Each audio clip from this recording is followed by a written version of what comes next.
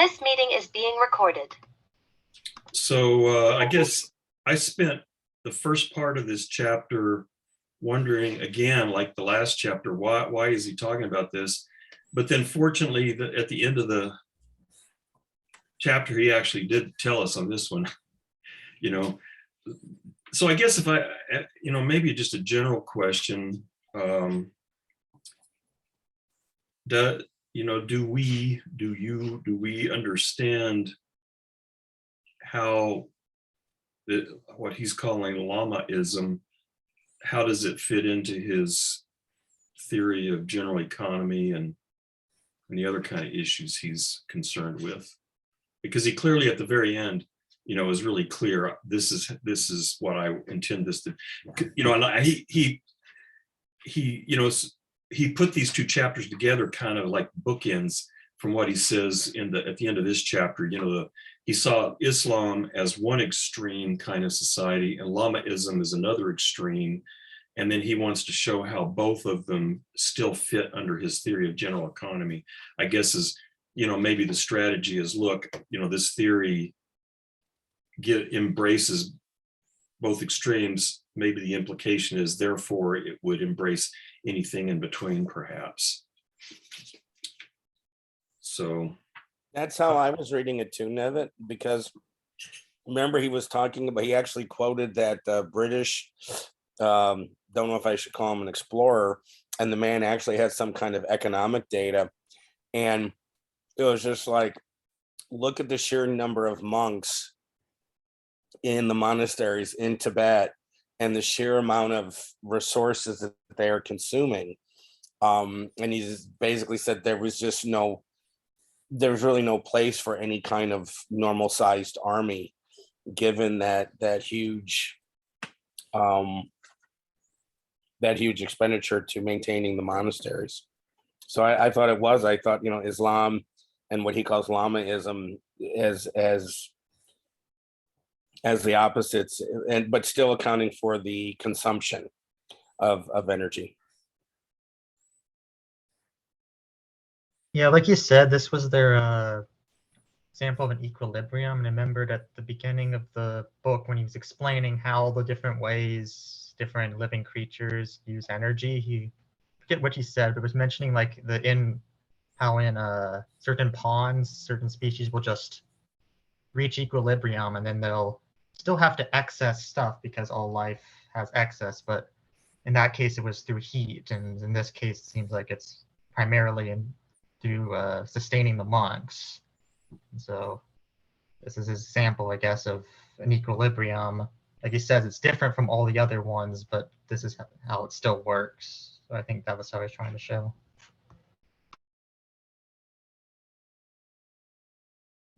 So then it is the thesis, if you compare these two, that in the first case in Islam, I haven't actually gone back and reviewed it, but that Islam, at least at the period he's talking about it, they had an excess and they put that excess into military conquest, whereas the excess in this society went into resourcing the monks. That's the basic thesis? That's how I was interpreting what he was writing.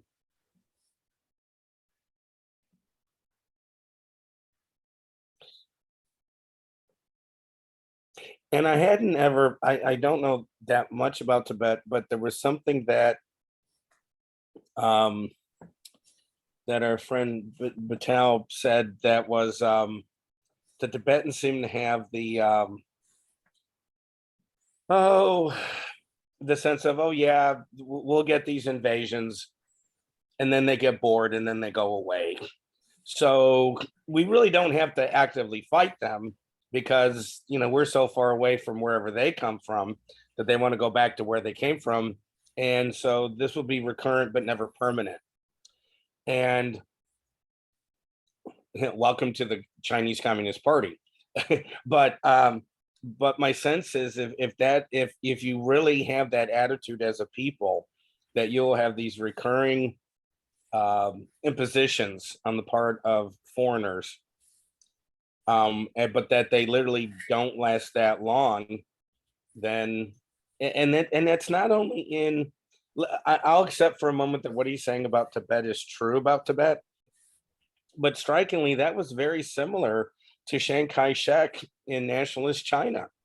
He said, let the Japanese just expend themselves in conquering ever more Chinese territory because China is so large, Japan will never be able to conquer it, but it will exhaust itself in the attempt. And he wanted to hold his armies for what he thought was the real enemy, which was the communist Chinese communists. And so he wanted the foreigners, literally Britain and the United States, to carry the burden of fighting Japan, because he knew he was very confident that Japan could never completely defeat China just because it was so vast in territory and population.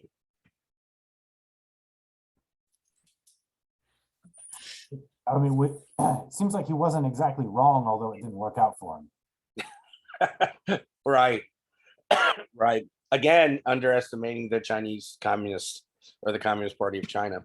Yeah. I remember that comment, the one you were talking about where they said, well, these different people come in and they do their thing and then they go. But what I'm not recalling, or maybe I never figured it out, was why they thought that, because it's not like Tibet. Was it just because it was so forbidding and difficult to? Is that what it was? I think the terrain played a large part in that kind of attitude, right? Mm-hmm. Yeah, the climate, the altitude. I mean, I'm not making, and again, this is my own weakness, but I can't. What can you think of anything Tibet exports? I mean, I'm actually trying to think what was the amount of arable land, what were any of their natural resources. So much of it is very high in the Himalayas. My memory is that there is a plateau, a central, well, maybe not central, but more or less a central plateau. And so, probably it couldn't sustain, think of pre-electricity, pre-cement, pre steel and oil. Maybe it just couldn't sustain that high of a population density. Because certainly the Mongols conquered it. Yeah, I think it's just partially, very cold climate. It's very far away from other people. It's not a very tactical location, which I guess would be the difference between that and just saying like that Japan can't take China because it's so large. Because unlike Tibet, China was you had more reason for Japan to want to be in China than most places really want to be in Tibet. The main reason saying the English had interest in Tibet was just because it was a buffer between them and other countries. But it's just not that. I guess it's just a lot of people don't view it as, at least according to Bataille, as being worth the effort to take and live there and for a prolonged period of time. Plus, then eventually you've got other problems at home you'd rather take care of, probably. Yeah, not exactly Lebensraum, is it? No.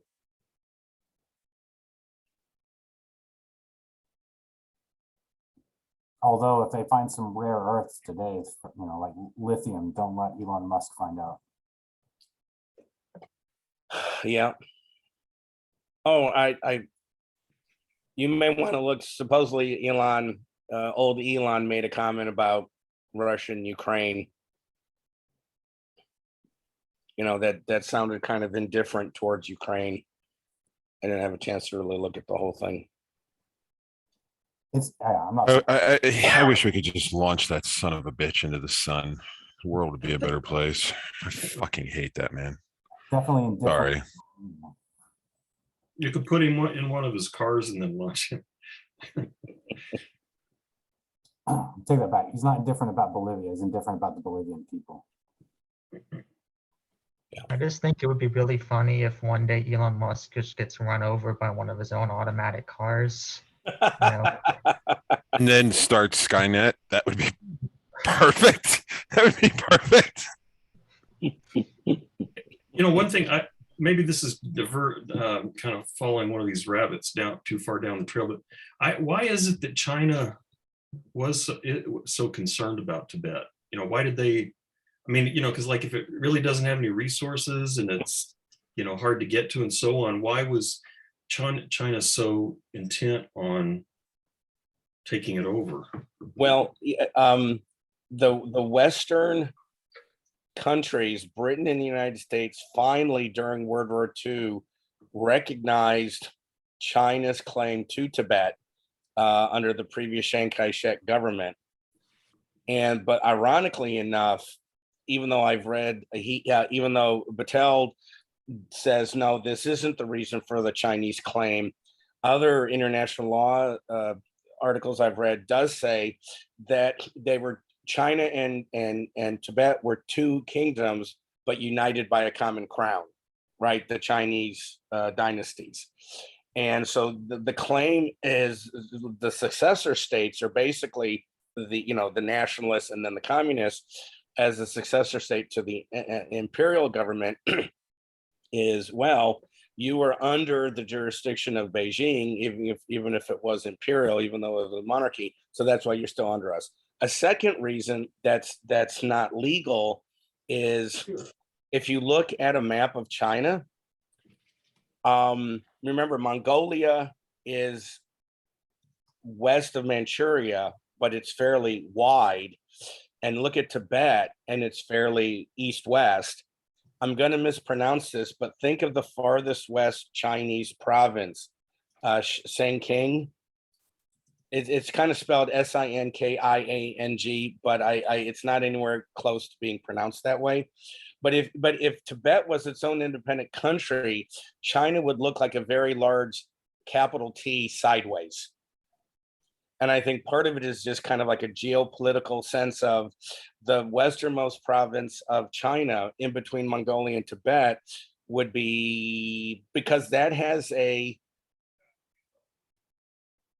Han Chinese are a distinct minority in that province. And in fact, there's a large number of Muslims who live there. I don't know if you've heard before Ukraine was invaded, that literally the Chinese government were putting Muslims in camps. And so I think it's just the Middle Kingdom idea, we're great, everybody else sucks. So, they really do have a superiority complex over other peoples.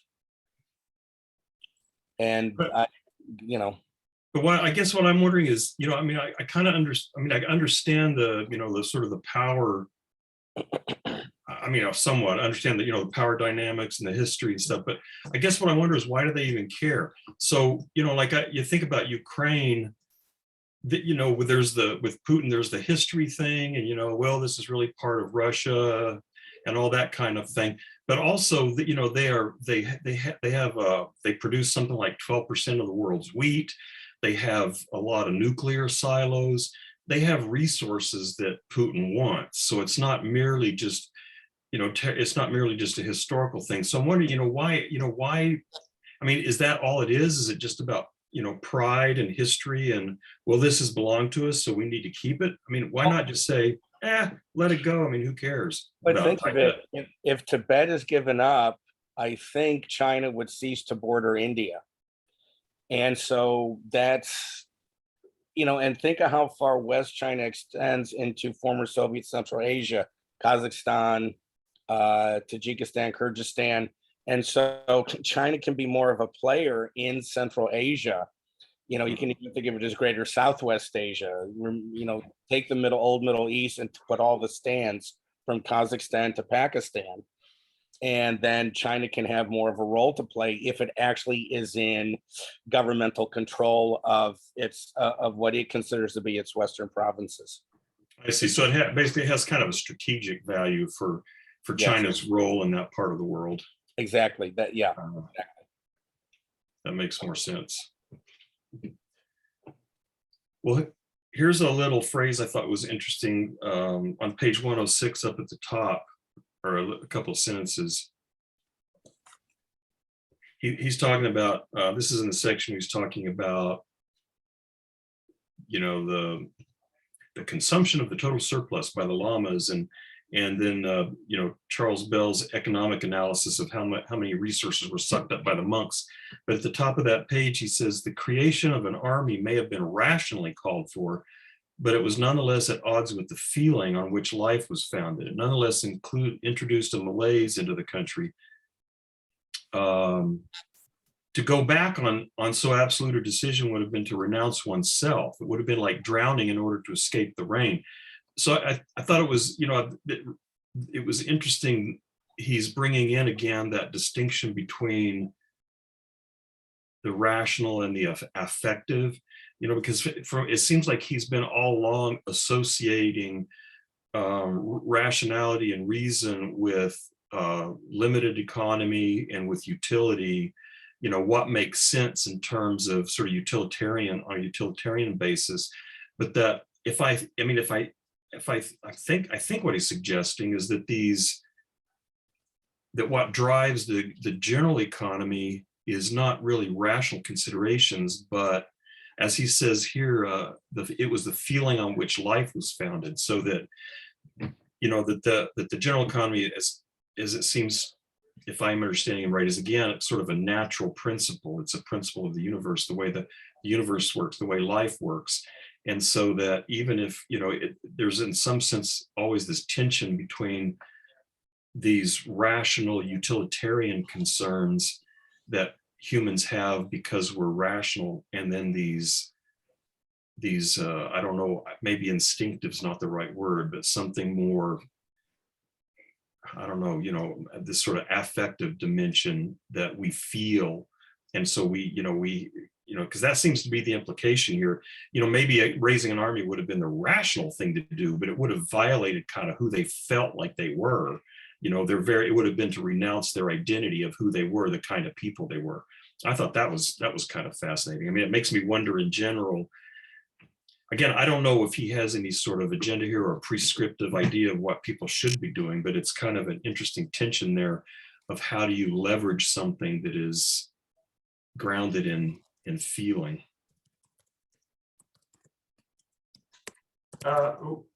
Hey, first off, can y'all hear me decently? I hope so. Okay, great. Yeah. Are we doing like a dual stream with you and Jackson? It's just like, where do I send my bits to? I told them this was against the rules, but they just told me basically to Oh. fuck myself. So I'm not really sure where to send my donations or sub.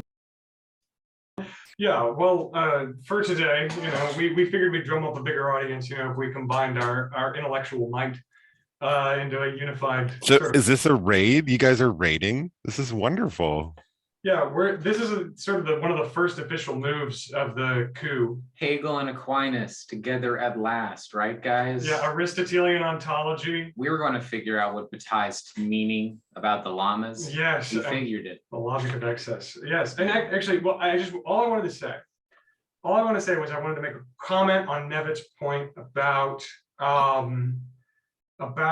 this feeling, this affective aspect of life that governs, at least to some degree, or dictates or determines the thinking of people like these Tibetans.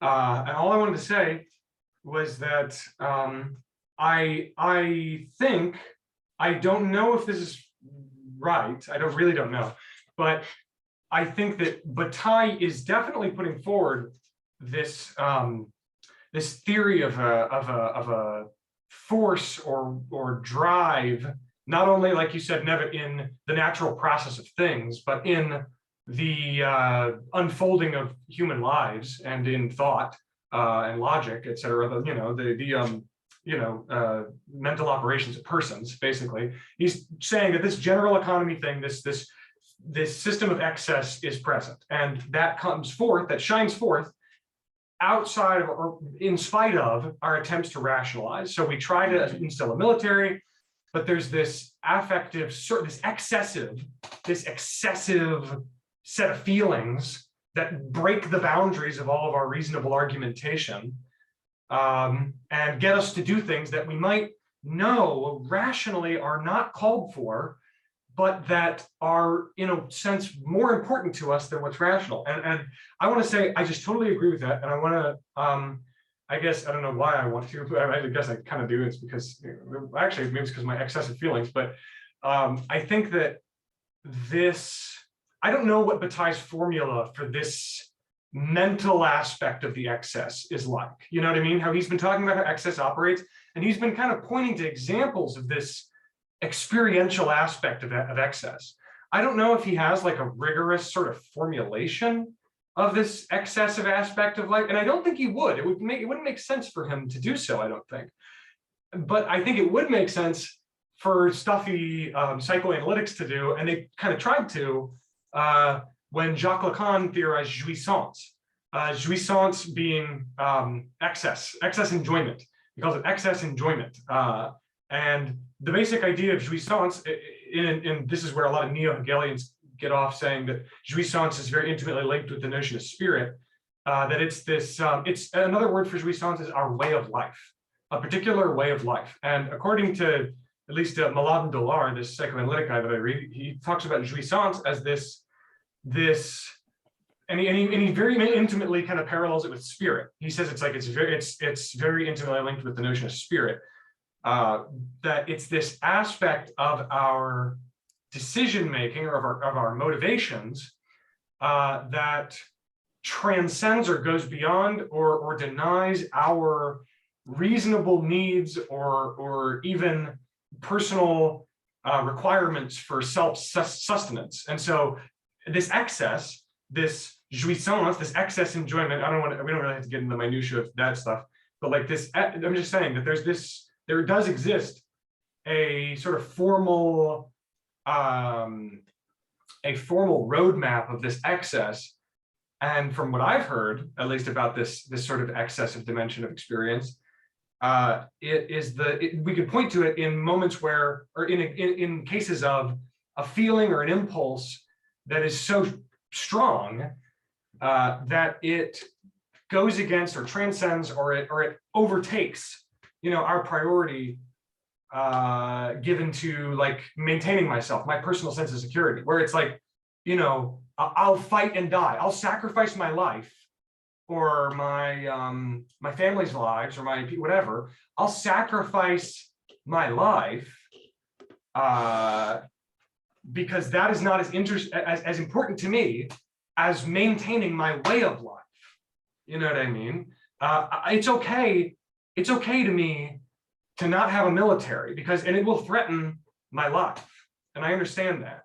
But to live in a way wherein my life is not threatened, that would go against my way of life. And that is very, very compelling to me, to the point that I and people like me that I trust will often make decisions counter to their immediate needs or interests or practical interests, in service of some ideal, some idea, some impulse or something like that. And that's what I'm thinking. Just to add on something there, I'm wondering then, because it was mentioned in the reading twice, in the book, right, Mahayana Buddhism, that's not the name of it, but mentioned that invaders will come, but we will stay, something like that, right? And for someone who says, I'm not going to give up my way of life, I'm not going to join the military to protect an independent Tibet, if you think about it like that, you'll think your whole way of life and everything will end. And so you get reassurance from this saying in the book, maybe, right? That even though invaders will come, China's occupying us right now, we'll still retain our beliefs and our way of life, and they will fade, these invaders, before our culture, our way of life, even if I and my whole generation and how many generations afterwards all die or are oppressed. I think that's interesting, that element, that maybe they recognize the logic of, if you want to live your way of life, invaders are going to come and take advantage of you. But there's a clause in there, it'll pass. I don't know, what do you guys think about that? I think it's possibly tying in with linking monasticism with sexuality for Bataille, which I put in the chat. I'm not really sure if that's something that he's linking, but to me it seems to resonate the theory he put in the solar anus, in that sexual pleasure is something that, or pleasure, or particularly sexual pleasure, is something that is where you're able to expound energy with no real apparent goal or purpose. And that can extend to an emotive sexuality as well. So if I had to guess, I think he is comparing, or leading up to, monasticism and sexuality, particular sexual expression, having a tandem and being able to expound excess energy, and then comparing that to an economic system. But that's just a theory, and I don't know this man. I mean, I don't know either, because I haven't read. I mean, even though I posted that, I haven't read that essay. But I mean, I wonder if it could be just the general thesis that you see this excess expenditure all over the place, because it's a part of the nature of things. At least logically, it doesn't seem to me that would require saying that monasticism or any particular thing was connected to sexuality. It could be that just both sexuality and monasticism and military Islam and a whole bunch of other stuff are manifestations of this excess. But then, I haven't read anything more either, so I could be completely wrong there. I don't know what. God, I hate to say the word Lacan, because then we're gonna start talking about things that I have no comprehension of. But since Lacan, Beetlejuice rules apply. Yeah, you stick to no 3. You do twice. the only reason I said that word, that L word, was because with regard to sexuality, I think of Freud, and then I assume Lacan is probably somewhere in there. And so I don't know if, in the interaction between Lacan and Bataille, if they had some conversation about the role of sexuality in the general economy. I have no idea. Just to on the note of sexuality, I mean, one of the appealing part about jouissance is that it's a French term that has multiple meanings in popular culture, and one of them being a way of life, one of them for Lacan being excess enjoyment. And according to Lacan's description of popular vernacular in France at the time of his writing, another usage of jouissance was the moment of orgasmic pleasure, was the moment of orgasmic pleasure. So I think there's very much an intimate link in both of their thinking, in both of their sort of frames of thinking, between sexuality and excess. And all I wanted to, I guess, tack on was that I had a thought, and it was, well, if they're so attached to this way of life, wouldn't they, it was like Jackson was talking about, even if let's say that you confront the Tibetan monastic and say, if you're interested in preserving this way of life, or if you're interested in maintaining this way of life, so interested in maintaining it that you're willing to sacrifice life and limb or whatever, then why not sacrifice your life of monasticism so that further generations can enjoy security in their monasticism? Just give up your monasticism so that other people, and so that monasticism can survive, so that because apparently it's so important to you. But I think, and that was just what I was, and I guess my next thought was that would be too rational. That would be too, I guess, reasonable with the interest of some sort of particular end or aim, like the preservation of my way of life. If they had a rational interest in preserving monasticism, then they would usually, I would imagine, most people in the interest of preserving monasticism under these circumstances would support the gradual collection of military resources, right? But I think that's the weirdest. That's one of the weirdest things to me. Which, I mean, it ties in a little bit to Lacan, but and so I'm not trying to shoehorn it in or anything. But it's just, I think Lacan and Bataille see eye to eye, I guess, on the notion that these operations are not occurring in the realm of rational deployment of effort and action, and that it's like you said. I'm trying to place how I'm how to word it, but the best I could come up with is like, it's a feeling. It's not about preserving my monasticism, really, or preserving my children's monasticism, really. If you really grilled them in Lacanian terms and said, are you ready to fight for your jouissance, your way of life, whatever? Is it this thing that compels you beyond your mortal needs? They would say, well, no, not really. They might say like, well, no, I mean, maybe not.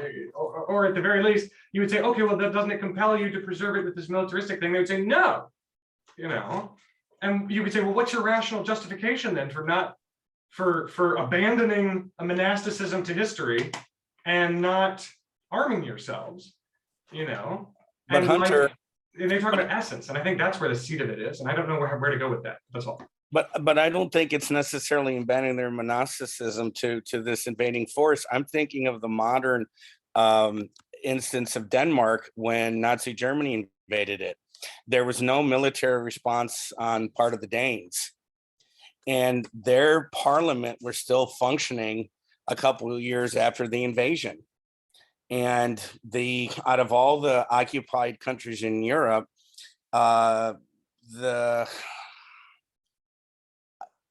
in terms of percentages, my memory is that the Jewish Danes had the least number of deaths from the Holocaust because of the ability of the Danish government and the private Danish citizens to get Jewish Danes over to Sweden.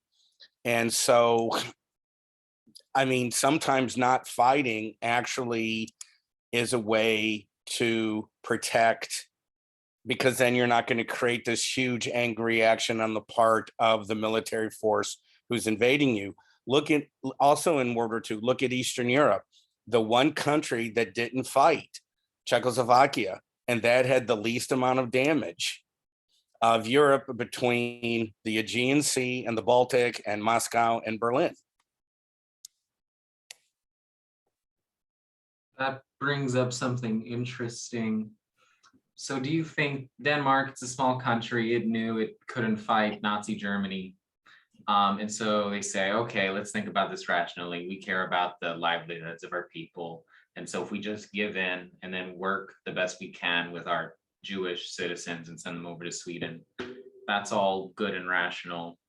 But to somewhere like Tibet, right? And I found the page, but then I closed it.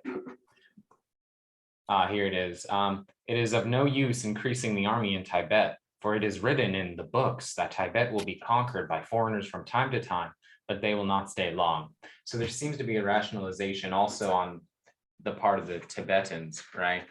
That although China, right, communist China might come in, the secular state, and dismantle our monasteries, they won't stay long, and therefore will just be conquered and then just wait it out. So are you saying that those two are comparable, perhaps?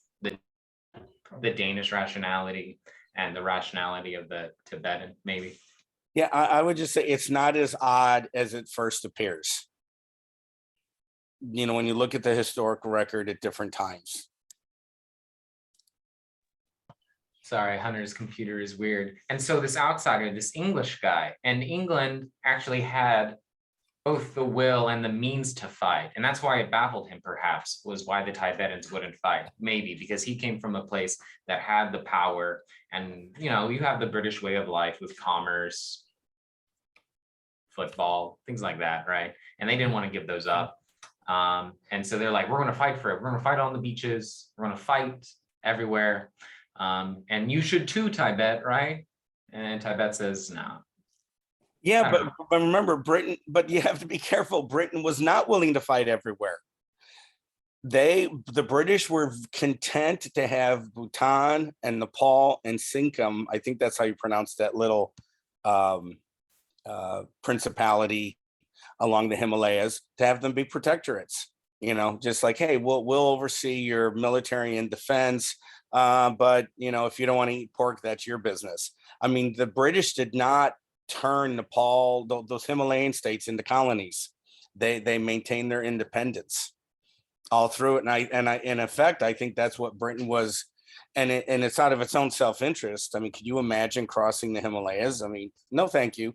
And so it would take a huge expenditure of effort for Britain to bring an army from India into Tibet. So it's like, hey, we can give you maybe some arms, we can give you some training, and that was just as a counter to China Right. and potentially even Russia.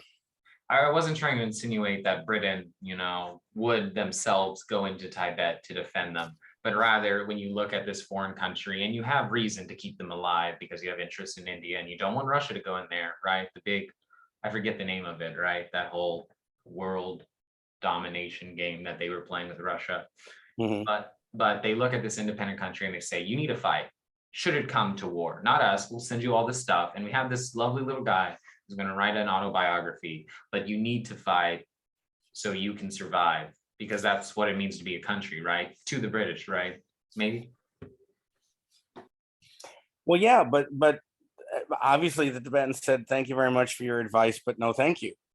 I mean, the Saxons fought William the Conqueror, and they ceased to be the elite in the country. And if you trace the elite, the aristocracy of Britain today, you have to bring it back to William the Conqueror and his men, not the old Saxon aristocracy. They were marginalized and became extraordinarily unimportant. And so anyway, all my point was, sometimes it may be counterintuitive, but it may make sense not to lay down the gauntlet and say, over my dead body, because then the person you're fighting with can say, I can oblige you. But I still, and maybe I've just drank the Bataille Kool-Aid, but it seems to me that the monks, or that their rationale was not rational. In other words, it wasn't something that they were calculating. It was just, I don't know, at least it seems plausible to me that it was, that they weren't thinking like in strategic terms, but they were thinking, as he suggests, in terms, not even thinking, but it's just feeling this is the way we are. And, even if the fact that they might trace their rationale back to a holy book doesn't make it rational.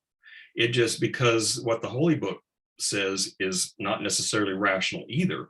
And so they're appealing to an irrational justification, or not, I don't know if irrational is the right word, but one that's not grounded in a rational, in a rationale. And what I'm reminded of, and I'm not sure this is a great parallel, but my wife is from a Mennonite background, and the Amish broke off from the Mennonites because they thought the Mennonites were too liberal, which I think is kind of funny. But there's the Mennonites historically have been pacifists, and in the 20th century that became difficult, World War II and so on. And so there's been this ongoing discussion about, can you be pacifist? What does it mean? And there have been some Mennonites and Amish who say, and because people always bring up questions like, well, what happens if someone comes into your home? You're going to defend your family, right? You're going to, you would kill someone to defend your family.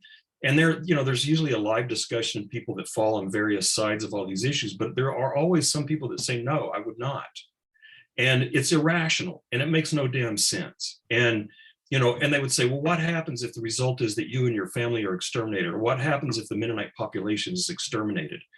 And there are always some who just say, that's the way it goes, because that's who they are. That's what they are. That is their understanding of what God demands of them. And, and if you say, well, it's irrational, then so what?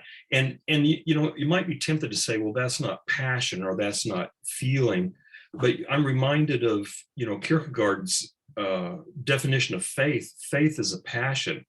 Specifically, it's not rational. In fact, he would say it is counter-rational, because you have to believe an impossible, literally you have to, or I don't know if you have to affirm something that is literally impossible, rationally impossible. And so there's, at least since Kierkegaard, a tradition in the Christian, part of the Christian tradition of faith being a passion that embraces the impossible. And, so maybe something like the the Mennonite and Amish unwillingness to back down, at least some of them, even in the face of extermination, death, well, that's just stupid. Well, it's a passion. And so I'm wondering if he's suggesting that what the monks are experiencing is something more like that this is who we are. This is, our belief, not just rational belief, but again, this deep affective engagement with this worldview and this cosmological view of how the universe works. And it's not, again, you could prove to them that it was irrational, but I'm not sure it would make any difference. Your discussion of the Mennonites reminded me of the early history of the Christian church, right? With the martyrs. Christianity was illegal, and you became a saint. It wasn't guaranteed, but you had a good chance if you got martyred. And I remember there was this one bishop who was very happy to get thrown to the lions and was like, excellent, right? And so while these Mennonites are having like, no, even in the case that my whole family and our whole population gets murdered, we won't fight back. To these early Christians, they're like, yes, we get to show our principles to the very end, right? And because of this, and when Christianity got legalized, there were Christians who stepped back and said, oh, I accept your false gods. I'm not Christian anymore. They try to go back into the herd, right, of Christianity. And there was this sect called the Donatists, primarily in North Africa, who said, no, you don't get to come back because you back down on your principles, okay? Sorry, no Christianity for you. Well, that's just something interesting in and of itself. But your question of if the Lamas experience something similar to this, I want to say yes, right? That they get to test the validity of their beliefs, but it's not rational, like you said. I think that in line with what Nevid is saying, I think that Bataille, given that we can believe that Bataille is advancing a sort of cosmological or natural, like a description of how natural processes operate, and how that affects human cognition. I think he would maybe put religion into sort of like he would say religion, many religions at least, or maybe perhaps a religion in general, I don't know yet, but at least the religions that we're pointing to are sort of vessels or expressions of this excess. They're different modes of engaging with what Lacan says is this jouissance, and so different religions have this, like you said, this sort of faith, this faith in the impossible, and maybe Bataille would say, that's just a common impulse shared among communities to, I guess, codify their excessive character. I don't know how to word that, but that's my best guess. I don't know. What do you guys think?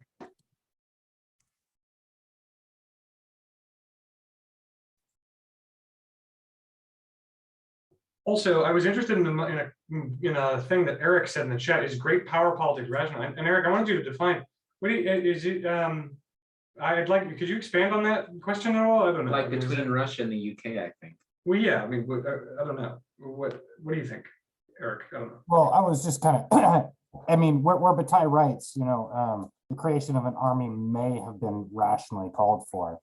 I'm kind of zeroing in on that may, under one way of thinking, it may have been rational. We can also question that way of thinking. When Nevitt was earlier saying, it would have been rational for them to, take up arms and defend their country.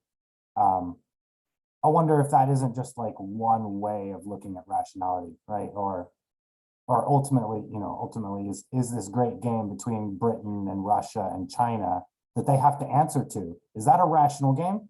And if that's not a rational game, are they rational in response? Would they be rational in responding to it on its own terms?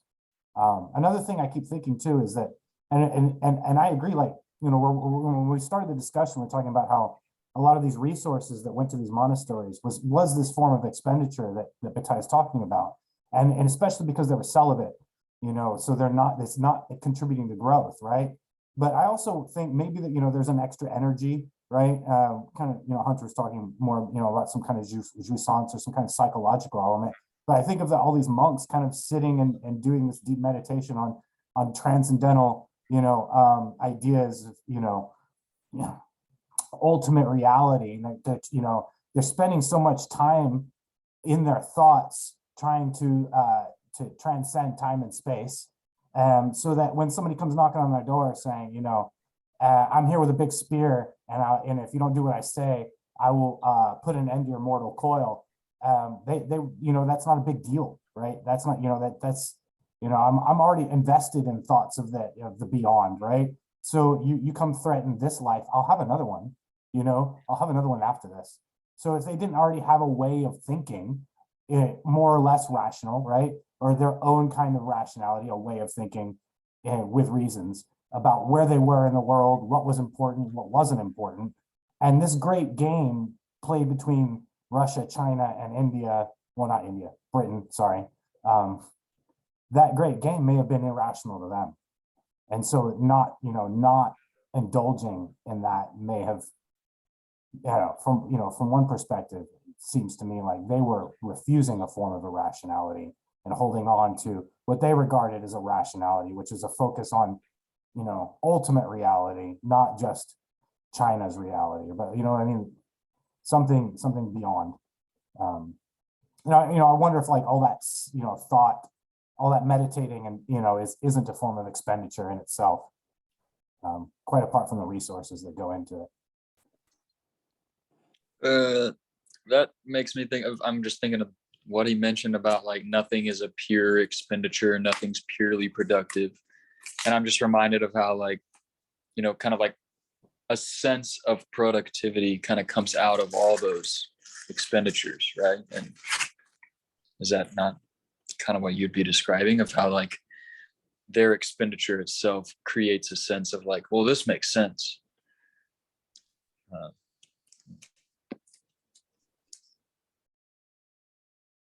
Yeah, I mean, I think I agree with Joey that and with you, Eric, that I imagine that most people who consent to and participate in some sort of code of ethics or conduct or whatever,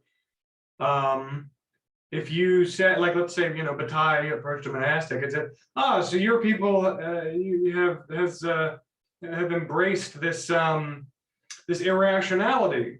That's wonderful. And I imagine, a monastic thinker might say, no, I don't find what we're doing to be that irrational. I'm sorry. We seem to be confused.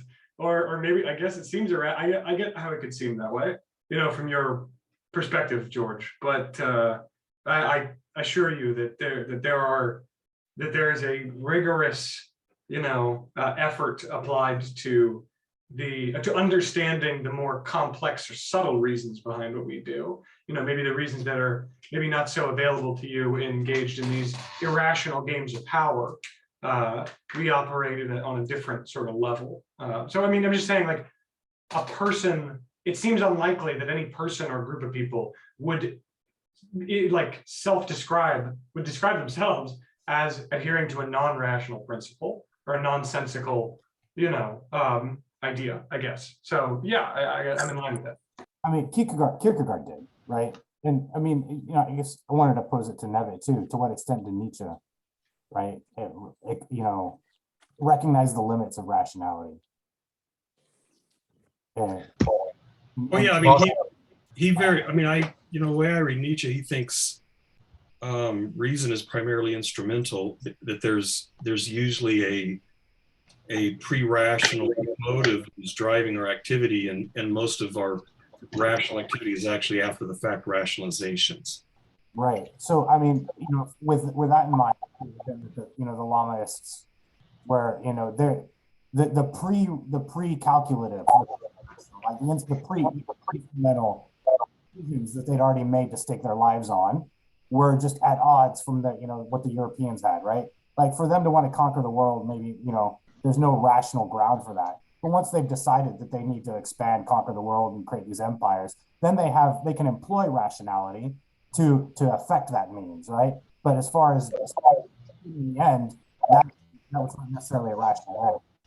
If the Tibetans themselves had this staked their sense of identity and their sense of life on keeping this monastic order, right? Then what followed afterwards, like a denial of a standing military, a denial of the need to, protect your, your sovereign state, may have been a rational outcome of the pre-rational decision that they made.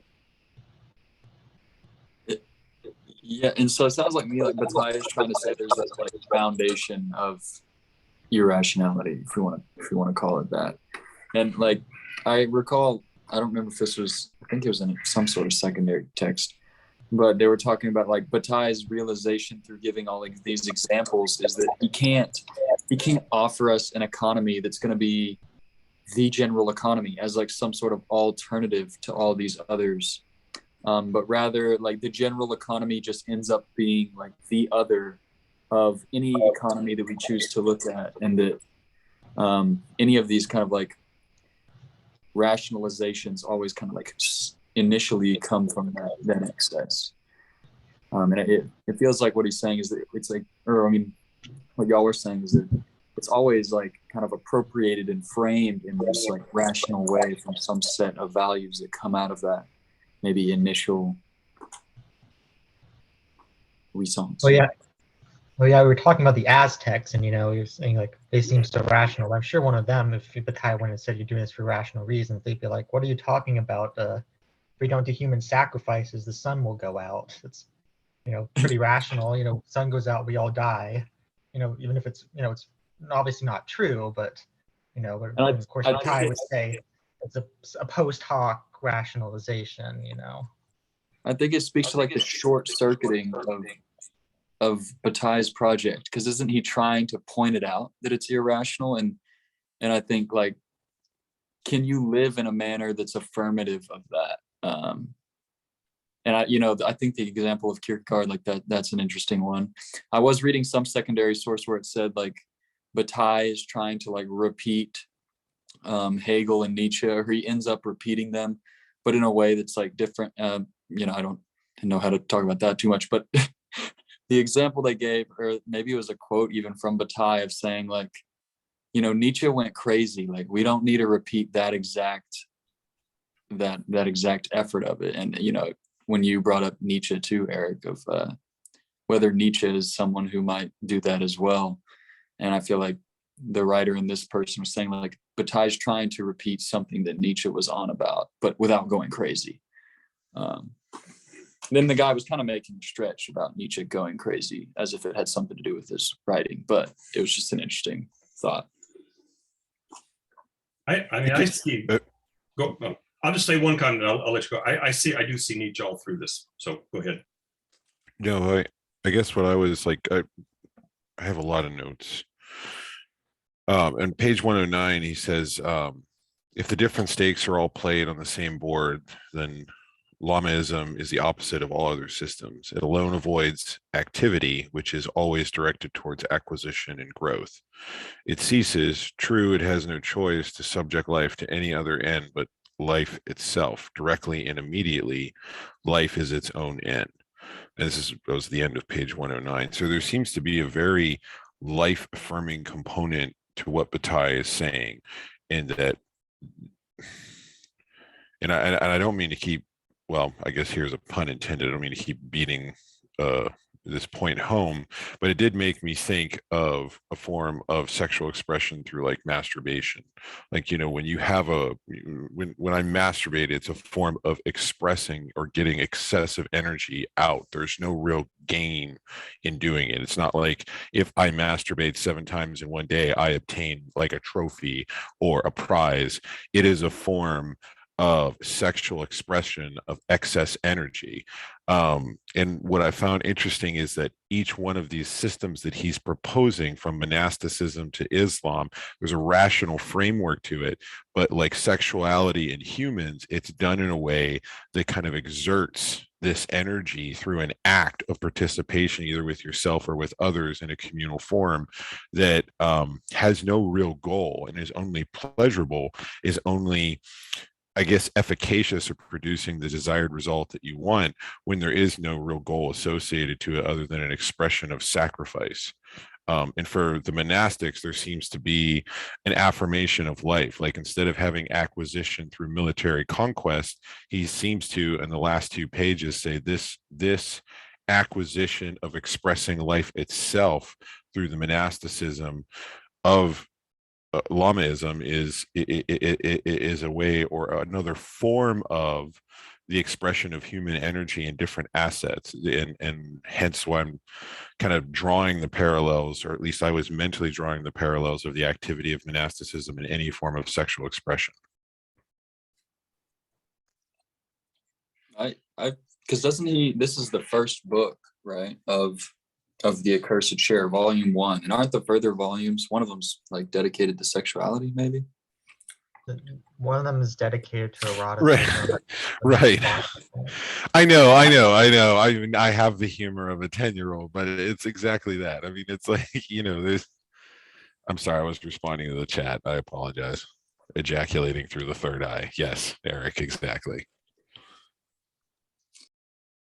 I wanted to Are you eating celery by itself, Joey? I'm sorry. What the hell? Do you have anything to do? Okay. All right. Sorry. I'm sorry that I'll mute. I'm done. I had a student one year who would come and sit in the front row of class, and he would bring a bag full of lettuce leaves, and he would just sit there and munch lettuce through the whole class. I mean, no dip or anything, just lettuce. Which I thought was kind of odd, but oh crap, now I lost my place. I was gonna comment on Are you trying to say something, Hunter? No, no, Jackson. No, Hunter, go ahead, because I need to find the thing I was looking for. Okay. Jackson, go ahead. So something interesting that I think's been talked about.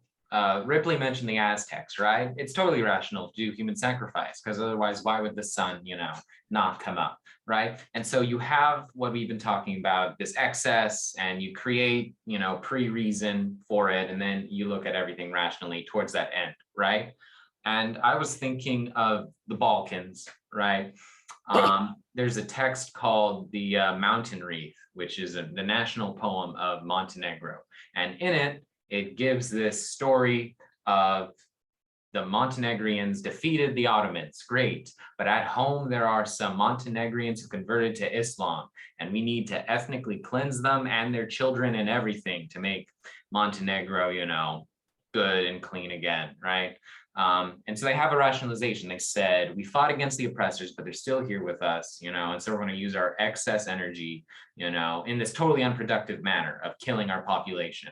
Right. And I'm wondering, right, because in the 90s, you have the split up of Yugoslavia and genocide, war crimes, both sides true, but the Bosnians got the brunt of it. I'm thinking now of how do you escape that, right? How do you talk to an Aztec and say, no, don't do human sacrifice, even if there's a rational basis for it in your eyes? And I think maybe something like Islam, where a new culture emerges from the Arabic polytheism, emerges and says, no, I don't want to do that. And if you look at the youth of the Balkans today, they aren't filled, in interviews that I've read, they aren't filled with this bile and rhetoric against religions or ethnicities. They want peace. And so then a new form of expenditure might come about, right? Where they're like, I don't want to be a war criminal. I don't want to follow the national epic. I want this instead. I want Western consumerism. And I want to ask, does this seem to be how expenditure changes in a culture, right? Where you have one form and either an outside force comes and changes it all up, or from within a short circuit appears. And I think a short circuit does appear in the Montenegrin story because Aquinas was actually a Serb. That's true. They don't want you to know. But I think a short circuit occurs in this idea of genocide against Montenegrin Muslims, because something about the Balkans, some of them are really Eastern Orthodox, and Christianity is all about forgiveness of sins, and only God, everybody has the chance to come.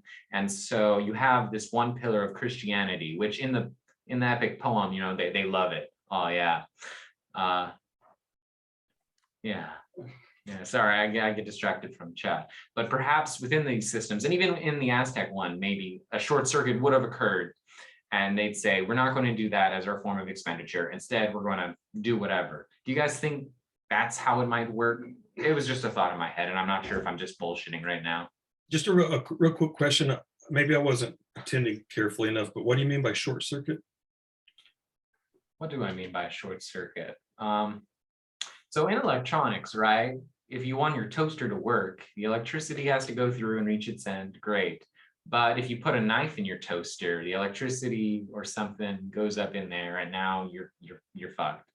And so I'm using short circuit in the sense that you have a system, a rational system, and yet there's antagonisms in it where people are like, okay, this is rational and all, but what about X, Y, Z? So in the case of the ethnic cleansing in the Balkans, you have this argument, we want Serbia and Montenegro to be free, and that's only possible through killing these people. And then you have a part of Serbian identity being Eastern Orthodoxy and Christianity, which is all about go preach to the Gentiles, you know, if someone asks for your shirt, give them your cloak, et cetera, et cetera. So I think that might be an example of a short circuit. We're in a system of belief, there's an antagonism, and it just blows up. I think, I don't know anything about all that, but you know what I do know about? I know about masturbating. I know, I in fact, I consider myself something an expert on the field, at least. So what it makes me think of, I mean, the example of the Balkans, and the example of the Aztecs, and this, okay, two basic points about masturbating. So one would be, like Joseph said, let's imagine that I masturbate 7 times in a day. And my roommate was doing laundry. Sometimes there's also fire alarms. I thought it was mine, and I was panicking that a fire alarm went off. Okay, no, sorry. Yeah, I totally relate. But don't worry. So if I masturbate 7 times in a day, I'm not necessarily proud of that fact, because I engage in, and I'm just going to speak totally from my experience and see if it, maybe matches up a little bit. That when I'm, interested in engaging in a masturbatory act, it is, like we've described, this expression and expenditure of excess energy. And if that expression and expenditure of excess energy becomes the, I guess the conceptual core of my action direction, I run into problems within my own sort of self-evaluation, which is why if you tell the Aztecs, you know that your human sacrifice is irrational or whatever, they would say, I mean, on one hand they might say, no, it's not, because it keeps the sun from going out. And then another one might say, well, yeah, I can see why you say that. I get the irrationalism, but or I get that it might not be necessary for me to sacrifice a member of my community or to masturbate.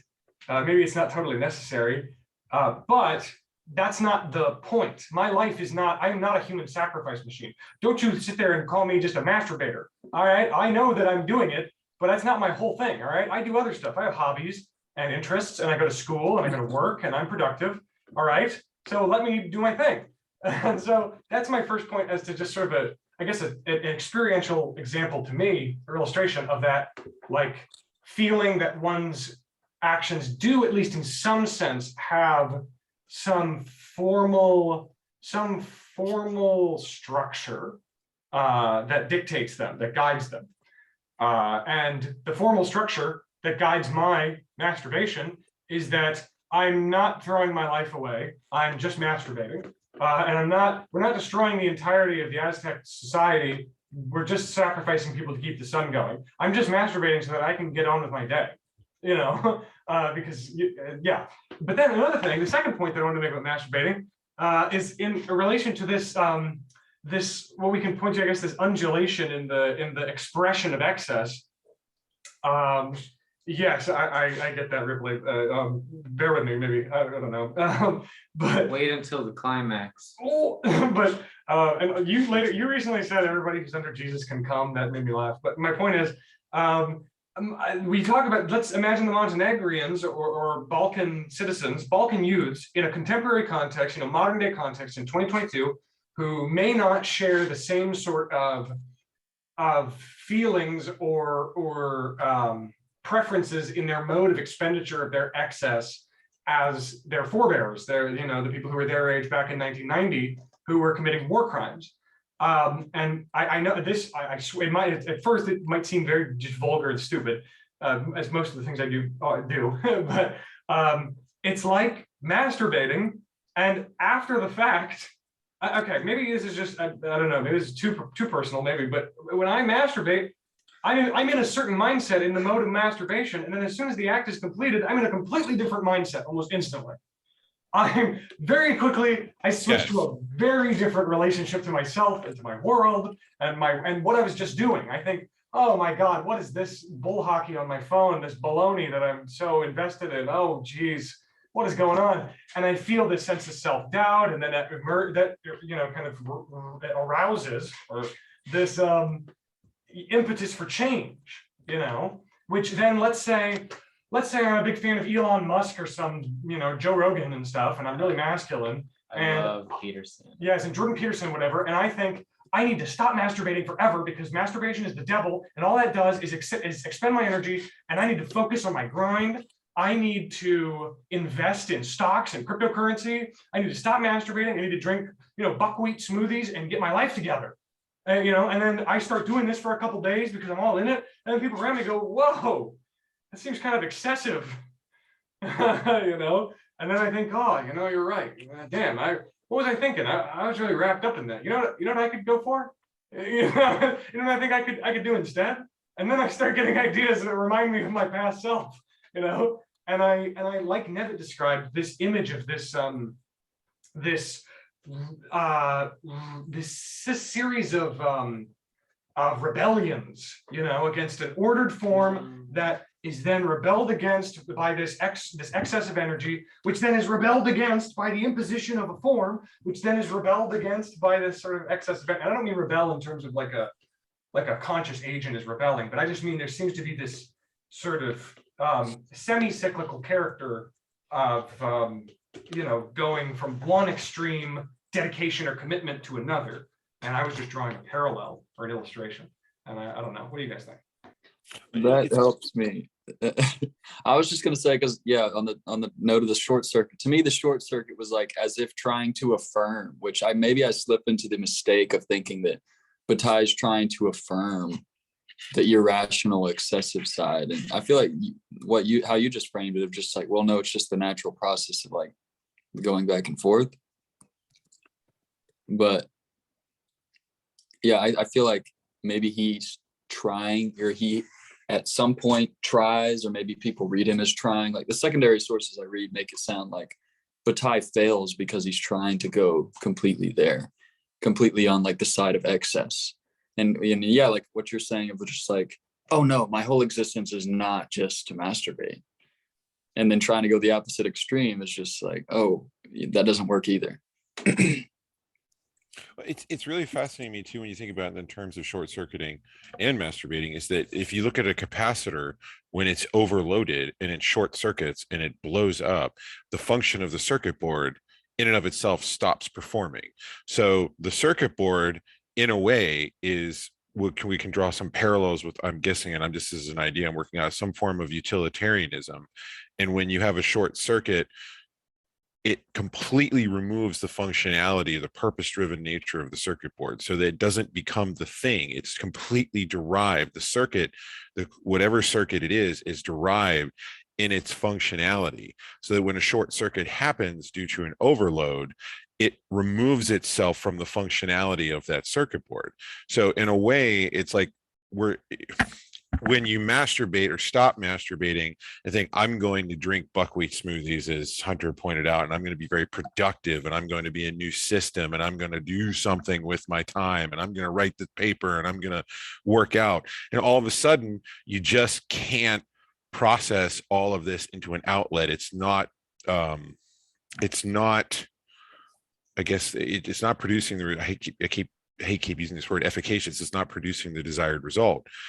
And it was dawning on me that even when we engage in a form of masturbation, it is still communal in some fashion, in that there is either pornography involved or there's something that you're thinking about, because you just can't think, I want to come and I'm going to come. And boy, that's great. It's not. It's better when there's some form of eroticism that's obtained with another participating member, either virtually or non-virtually, that rationally is accepted in the community at large. So maybe rationality is kind of a framework for building the circuit board, and the sexual expression and this bursting, and when it comes to monasticism, when it comes to conquest, when it comes to expounding, needs to deviate from the form of a functioning system and more of just an explosion, and has its own participation. Because what we masturbate to do or find what is appropriate in eroticism is really based off our time and culture. It's very, very different from different times and cultures that would be frowned upon. And I'm not, advocating here or there, but it's fascinating to me. And I was thinking, like, even with pornography, there has to be someone making the pornography. There has to be pornography that is accessible by the community, that is deemed not, morally reprehensible, and there has to be willing participants. So there is a communal factor or framework to sexual expression that can show the expulsive excess that maybe is what he's trying to pinpoint, I guess. I don't know.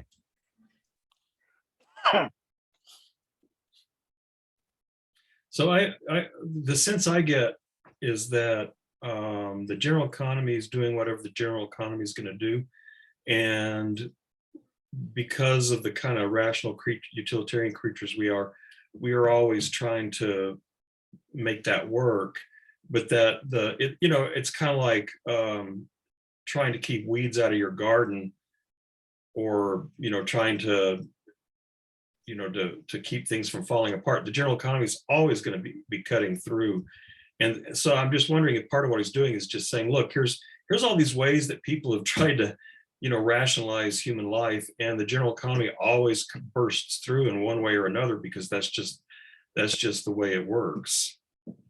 That's kind of my sense. By analogy, right? These are all the ways that people have tried to justify their actions according to these moral codes, but actually there's a will to power underneath that explains it all. Yeah, I see. That's why I say I see Nietzsche all through here. That's why I'm wondering if maybe the general economy is kind of a development in his view of the will to power, because exactly as you say, I think Nietzsche would say the will to power is always working its way through. And then, like you said, then we have these rationalizations after the fact, and then we try to enforce our rational utilitarian framework onto things, but those are always gonna crumble or slip or fall, because there's this other thing going on all the time that really is the kind of foundation is not the right word, but is the, like life, because Nietzsche literally says things like will to power is life. And here he says general economy, or when he's talking about the feelings, he says, these feelings that are associated with life. And so it seems to me he's, again, like you say, he's making a very similar kind of observation, that there's this mode of life that is always working its way through, no matter what kind of utilitarian framework we're trying to force it into. I'm wondering if he's taking his prescriptive form of how life works and using it in the descriptive. So it's kind of like flip-flopped around. Like, this is how I think things are functioning in human beings, and here are descriptive examples. Well, the prescriptive would be should, like this is the way it should happen. And I so far haven't seen much of that, where, mostly what I see is him saying, okay, here's something that happened, and here's how it fits into the general economy. I don't see him much saying, now this is what should be happening. By and large, I agree with you, but I do think there are moments in the, like in the end of the first chapter, when he talks about, if we're not careful, all of this expenditure will turn into catastrophe. Yeah. Right. So we need to be more cognizant to each other with costs and the like. But yeah, like I said, I still agree. I think most of this is descriptive. Oh, on Nietzsche, you reminded me of the famous Nietzsche quote, the above all, above all, a living thing that wants to discharge its strength. Life itself is will to power. Self-preservation is only the indirect and most frequent consequence of this.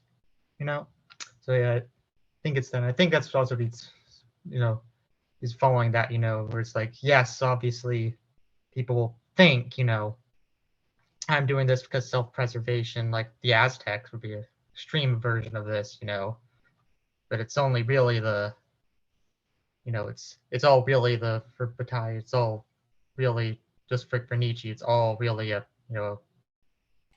only the rational reasons are only like a consequence of the will to power and Bataille's like formulation, the general economy.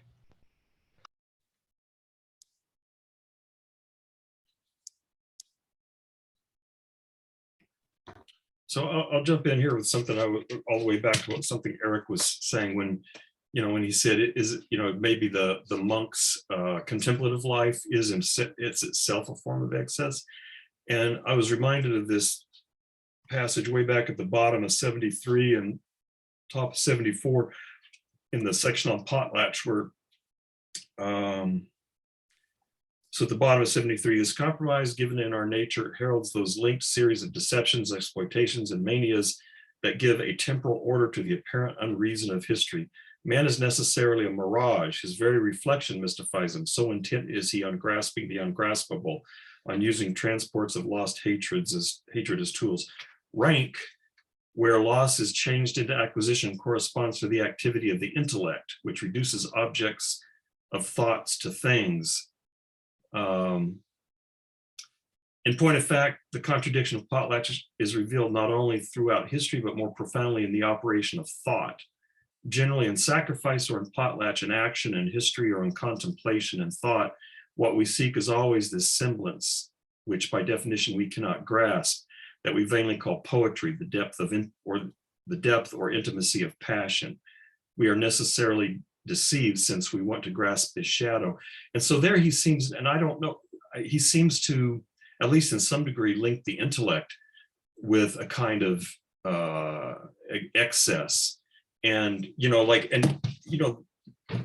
I think when we read that, I made this comment that there are people who say that there really is no need for self-consciousness and for a utilitarian, for utilitarian purposes, that you don't need self-reflective consciousness for for evolutionary purposes. You could have creatures that walk around and look and act just like us, the whole zombie thing.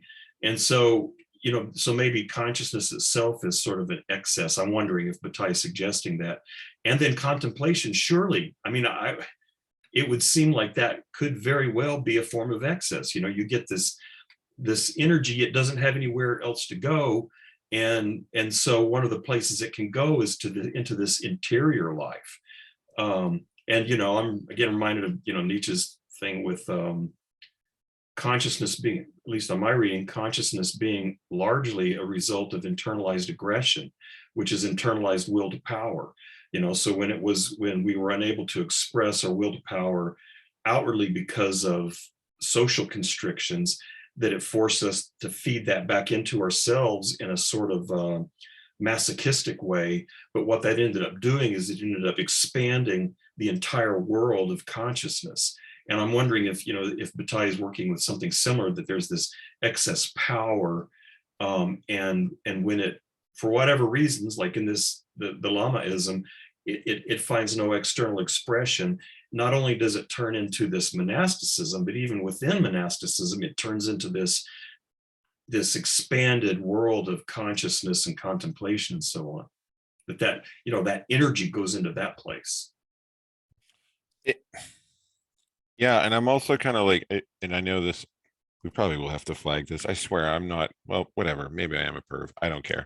I was thinking of like anthropomorphization with sexuality as well. Like when it comes to say, like when we, like the furry community, where there's this aspect of having an animal that is like humans, that is a expression of sexuality through anthropomorphization. It's not like you know, that you're seeing an otherness in that thing that has an expression of sexuality. So like Hunter put in the chat, my subjectivity must recognize itself in its otherness when I masturbate, which I'm wondering if that is the case here, you know, because in the furry community, in anthropomorphization, the sexuality comes, the expression of the excess comes from seeing this being that looks animal-like, but has you know, because animals don't have a self-conscious. I can't ask my dog, you know, will you miss me tomorrow? Or I've never seen a dog community dress up as humans in order to have sex. There's a whole like, component of like sexual expression in that fashion requires that they're seeing some aspect of otherness in the self-conscious that isn't present there in any other species, and is not utilitarian in any other way, which is the first thing that came to my mind when you were talking, I guess, was furries. So yeah, there's that.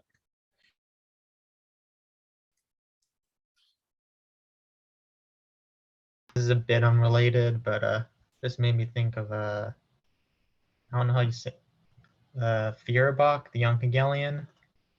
Yeah, it was for him like I don't know, I should see what a point of this. I just remembered for him the whole Virgin Mary in Christians is like the essence of human sexuality, kind of, because for them like the reason why the Virgin Mary became so important for him was kind of because for Christians was because almost because the more they rejected sexuality, the more they had to idolize the Virgin Mary because it was their representation of their own sexuality, kind of. I agree with you there completely, Ripley, because if one reads the sexual ethics of Aquinas, right, and the Summa Theologica, he's very much, look, sex is for reproduction, nothing else, you know, if you get excessive, that's a sin. So what is the best way to do sex? No sex whatsoever, you get pregnant, there we go. If we could do that all the time, oh my God, you know, perfect. Well, and I would like to, I guess, you want to disagree with me? No, but I want to keep the thought going. Yeah, I disagree with you about what Aquinas meant. What I want to say is that I want to go back to the passage that Nevitt was referring to in the Bataille section, because I found it very profound, very useful. And I have some notes on it. And as far as I just have my basic sort of summation of what I think he's saying there, is that waste, at least, okay, we can bring our minds back to the potlatch discussion that he did in the book. He said, waste is performed for prestige by negating the servile use of things. But waste itself is put to servile use for prestige. Oh my God, you know, and then he says that this traps the individuals that are interested in wasting for the sake of performing for prestige. It traps them in comic ambiguity. And I think that maybe Bataille would say that, you know, this attempt at making sex a purely procreative act is similar to let's reword it. Sex is performed for procreation by negating, I guess, my excess drives, my will to use this other person to satisfy my needs and ends and aims, right? Because I want certain things from my partner, you know, and my partner may want certain things from me, but I need to say no to all that. Just get all that out of here. I don't care what you want, my dear, and I don't care what I want. You and I are on a mission for God or something. You know what I mean? I'm not putting on the furry suit. Yes, it's not about that. That's too much. Well, you could be a Cenobite. Yeah, you know, yeah. That would work. You're okay with that? Yeah. So it's trapped in a comic ambiguity, and these attempts at play and utility make up the apparent unreason of history, and our efforts are like Nevitt, like you were describing, in its role in cognition on page 74, where he's talking about more profoundly in the operations of thought.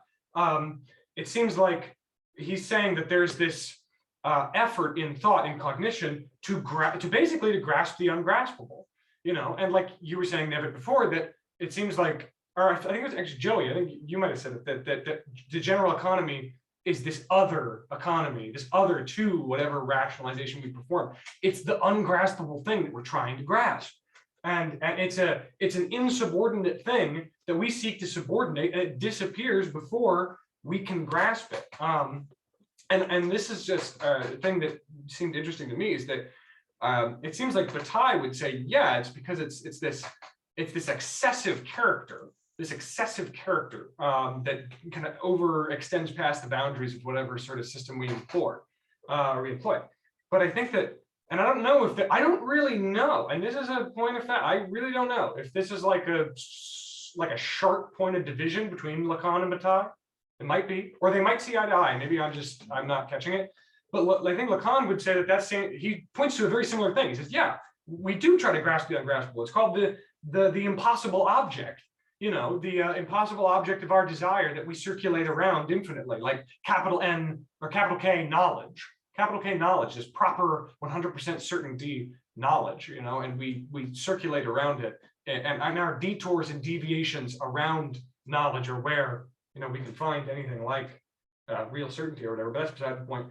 He says that it kind of operates this way on account of subjectivity, for Lacan at least, being grounded in lack, in like a fundamental lack, in a fundamental emptiness that he refers to as object A, which is not, it's not the name for the hole in our spirit or whatever. It is the term for subjectivity as this empty signifier, this object cause of our desire, this thing that keeps us desiring, the thing that keeps us desiring ourselves, the mode by which we exist that maintains our continuing to desire things, is that we lack things, and it's not that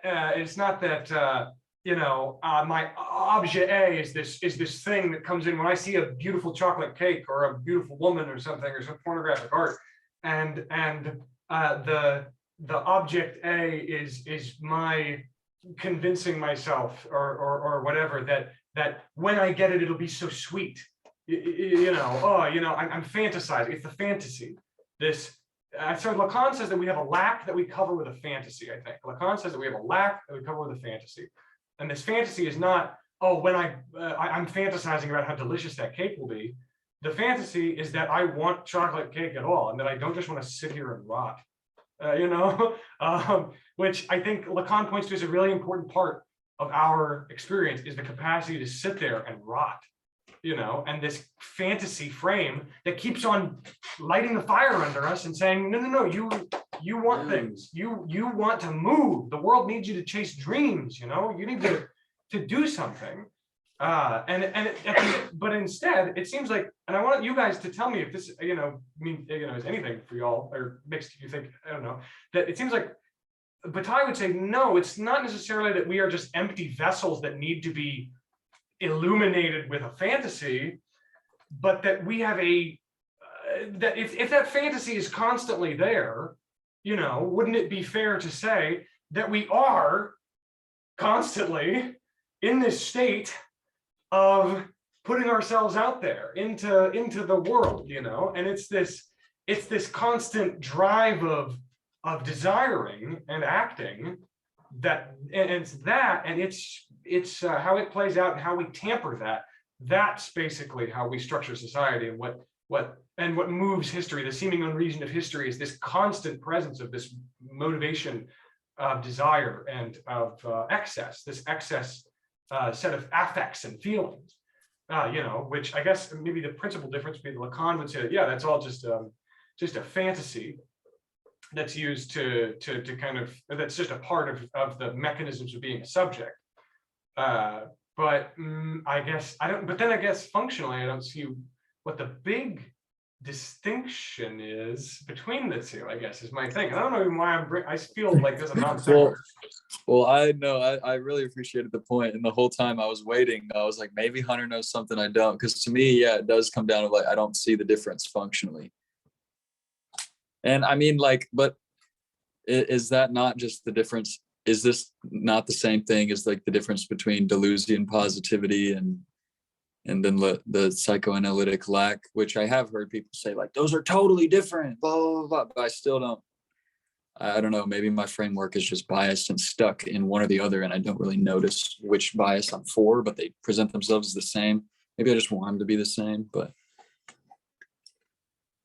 at the very least, what I think is an important point is that whether or not different thinkers in this sort of contemporary framework of the 20th century that they were working in, maybe they had different descriptions of what was going on, different perspectives on the picture playing out. But what is the most fascinating point to me is that they were all pointing to this thing that they all seem to have very similar accounts of, which says to me that it's like, the word I chose before, it's not all just baloney.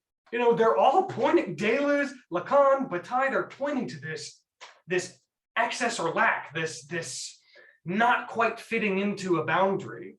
They're all pointing to this seemingly very pivotal point. And the thing that worries me the most, I guess, about it is just like, I think where maybe where they come to differences is the implications of their beginnings may hold weight in terms of what we should do in response. Maybe that's where they would disagree. Is Lacan would say, no, you see, whatever actions Bataille might propose are just palliative. To get to the real core of the matter, you got to get to the negativity or something. You see what I'm saying? But Bataille would say, no, your attempts at getting to the negativity, that's unfounded. It's postulating into the nature or essence of a person without, that's degrading the experiences of these people and the lives that they lead and the meaning that they find as fantasies. And that can't be right. That doesn't lead us to a good response to this problem, because we can see it as a problem. If it wasn't a problem, we would be in like a Brave New World situation where everything kind of worked. A lot of masturbation there too. Sure, but yeah. No furries though, which is boring. No, it wasn't masturbation, Brave New World. It was rampant sexuality. Remember Brave New World, they have no free time and yet they have weekly community orgies. Reconcile those two statements. Going to orgies on a weekly basis is part of the requirement of citizenship. Well, yeah, it's like Brave New World is almost like this. That is a very good point about the structure of the society in Huxley's Brave New World, that there is this sort of this codified time for the act of sex, which Bataille says the act of sex and time is like the tiger in space. It's this explosion of excess. It's like Brave New World is just another possible response, which to us is super immediately, obviously dystopian and terrifying. And maybe Bataille, before Huxley, of course, but Bataille might be saying, maybe if you read the Brave New World, it'd say, yeah, it is horrifying. And the most important part of the horror that we feel when we look at this sort of terrifying dystopia is seeing to what degree do we do similar rituals to palliate our senses, and how much did David Hume, get scared by thinking and then go eat roast chicken and play backgammon with his friends to calm down? In what ways is it already there, right, in our present mode and in our rationally or socially or conventionally accepted responses to things? But then this just leads me back to this recurring problem in my mind, which, the answers in psychoanalysis, I barely understand, and I think they're very ambiguous and weird, and they deal with like subjective destitution and stuff, and I don't really understand what that means. But now I'm trying to get a pin on and that's the response. That's what they would say is the response to the problem of our subjectivity and our excess and the fact that we always break these bounds is that we have to stop. The moment would be where subjectivity stops recognizing itself as the subject of the sentence, so to speak. And I don't really, again, I have no concept of what that means or what that would look like. But now I'm trying to see Bataille. I'm trying to hear out Bataille and say, okay, Bataille, the psychoanalytics kind of, they had me in the first half, not gonna lie. I really, but then right around the end point, I started getting all mixed up and confused. So now, Bataille, tell me what your reading is, and maybe he'll get to it later in the book, but I'm super antsy to know, like, how do we effectively respond to this excess that is, like Joey pointed out, like very, rightly, this other to our plans. Do we just accept something of a cycle of implosion and reconstruction and try to incorporate that into our system that we know will implode? I don't know how to do, because if we try to do that, we get into situations like the Chinese Communist Party, who said, we're a socialist state with the plan of dissolving the state eventually, of course. Of course, we're going to dissolve at some point. And then everybody says, okay, when's that going to happen? Later. Once other stuff is done. Once we're done making sure everything's under our, never mind. We'll get to it, okay? Just trust us. And it's like, okay, do we build a system with the intention of its dissolvement? Because I don't know how well that would functionally carry. So I'm confused, I guess. Well, is there anything more boring than scheduled sex? Like, honestly, like if you have a scheduled time for sex and this is the type of sex you're going to have and this is mandatory for the week, that's It's like boring. It's like Chase reading a bunch of alternative stuff. Right. It's when you start taking that excess and forming it into a schedule or a system that makes itself automating, that the excess expenditure, it serves a purpose, so it doesn't produce this desired result. Sex needs to be something that is accepted in the community and that is like or that is random and passionate and serves no purpose, right? It can't be like Taco Tuesday or Orgy Wednesday. But Joseph, it's friends with benefits without the friendship. I mean, rampant man on woman, menage a trois, group sex, it's all accepted and encouraged to reduce the emotional content that is usually associated with the sexual act in older times.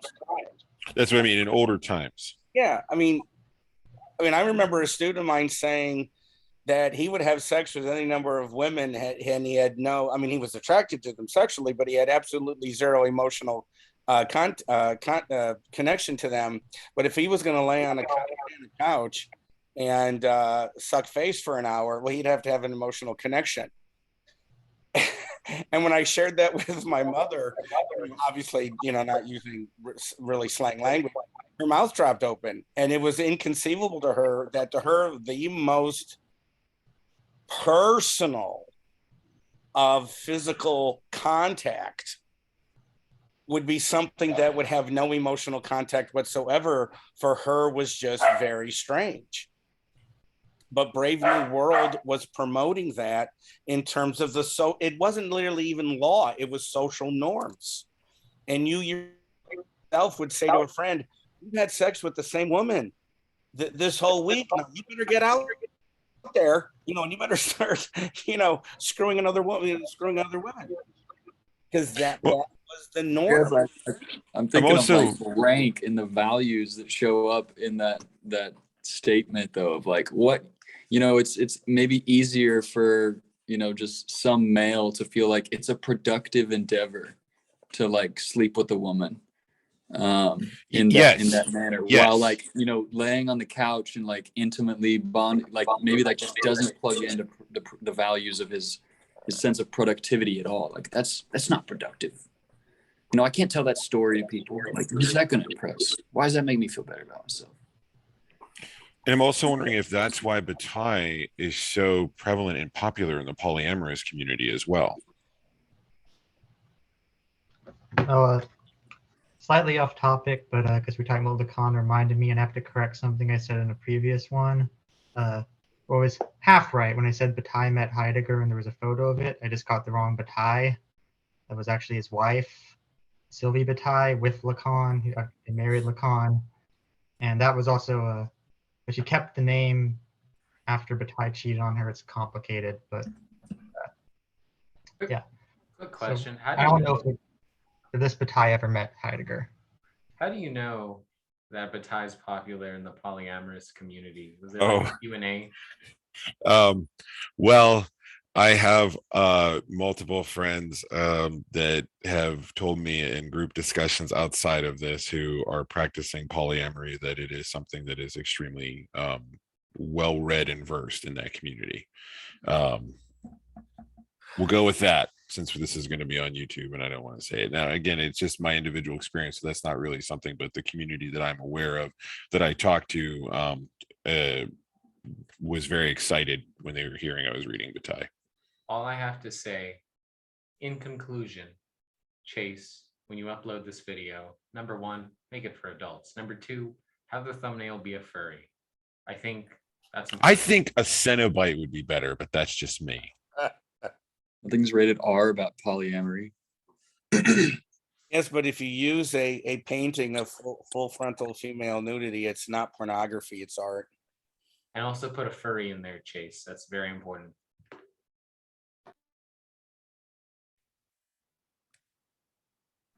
I know everyone's trying to wind down, but I just wanted to make one comment responding to what Hunter said about the difference between the two.